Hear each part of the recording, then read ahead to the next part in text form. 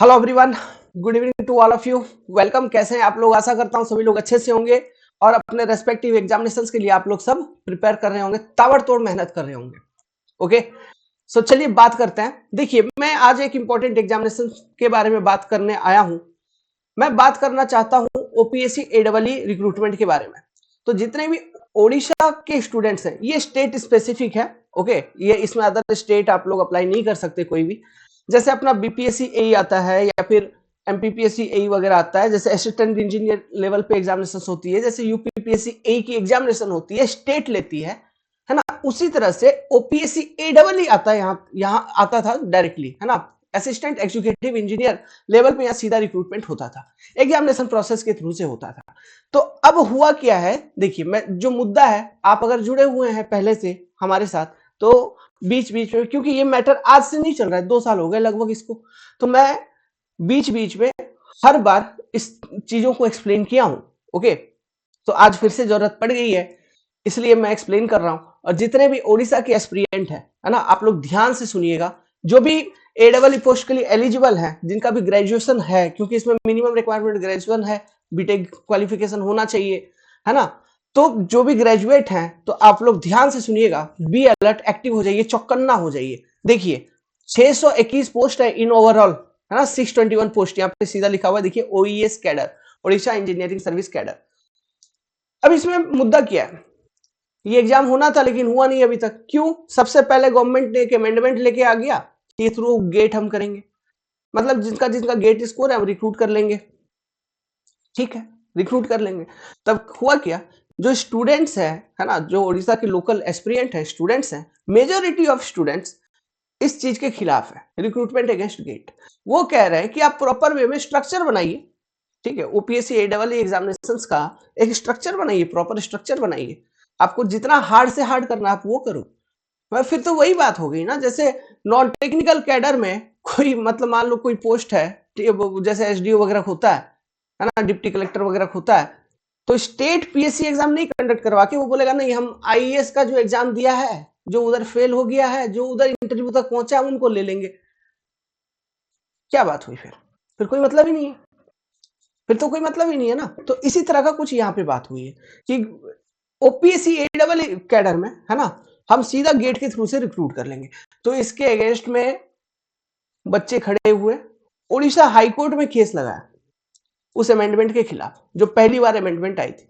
बच्चे जीत गए। तो टेक्निकली अब क्या कराना चाहिए, एग्जाम कराना चाहिए था गवर्नमेंट को, वो नहीं कराया। डिले करते गए करते गए करते गए, घिंचते गए घिंचते गए।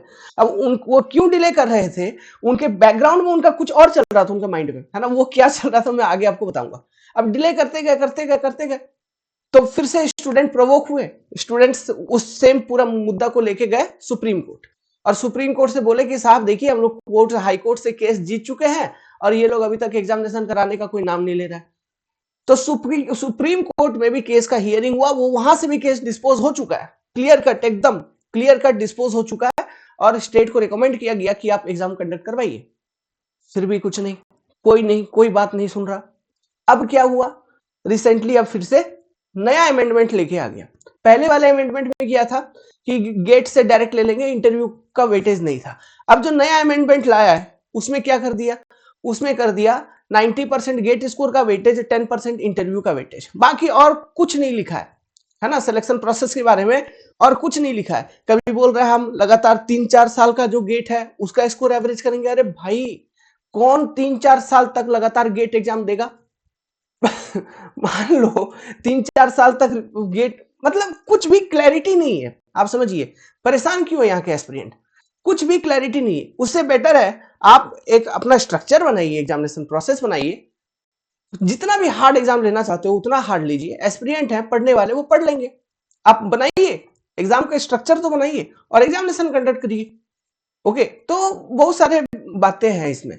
तो इससे रिलेटेड मैंने बीच बीच में बहुत सारा अपडेट आपको दिया भी है, आप लोगों को, आप लोग देख भी पाएंगे, है ना। चैनल से अगर जुड़े हुए हैं जितने भी ओडिशा के एस्पिरेंट हैं, तो आप लोगों ने काफी सपोर्ट किया है, और आप ही लोगों के कहने पर ये वीडियो भी आज बन रही है।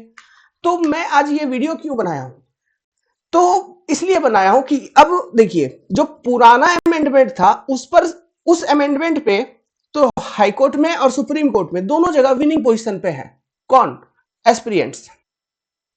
अब ये नया अमेंडमेंट ला दिया है, नया अमेंडमेंट पे वही 90 एंड 10% वाला, यही अमेंडमेंट न्यू अभी सितंबर के आसपास ये अमेंडमेंट हुई है। यहाँ पे डेट आप देख पाएंगे है ना, 29 सितंबर 2023, इस साल ये अमेंडमेंट लाया गया। अब मेन मुद्दा क्या है, कोर्ट ने जो डिस्पोज किया वो तो पुराने अमेंडमेंट पे डिस्पोज किया ना सारा चीज। एग्जामिनेशंस तो इस वाले अमेंडमेंट के अकॉर्डिंग होगी, तो ये अमेंडमेंट तो अभी एक्टिव है, इसको कैंसिल करना है, इसको चैलेंज करना है।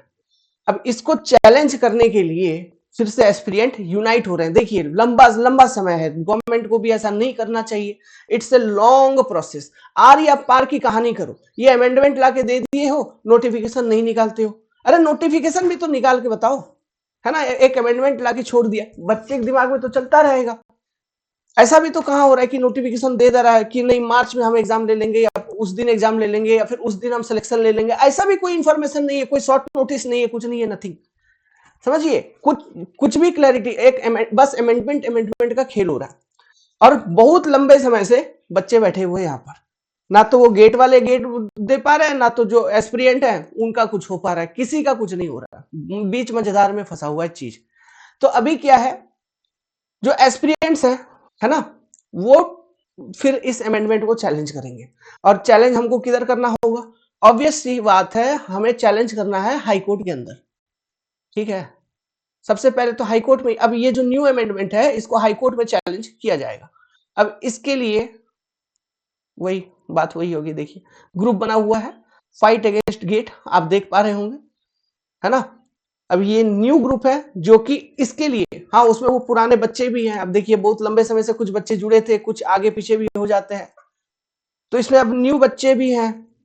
तो आप लोगों से मेरा यही अपील है कि जो भी चाहते हैं कि ओपीएससी एडब्ल्यूई का डायरेक्ट रिक्रूटमेंट हो, थ्रू एग्जाम हो, एक सिस्टमेटिक वे में हो, ओके, एग्जामिनेशन हो, इंटरव्यू हो, जैसा होता था। हाँ आप स्ट्रिक्टनेस बढ़ाइए, आप ट्रांसपेरेंसी बढ़ाइए, ये सब चीज आप करिए, इसमें कौन रोका है।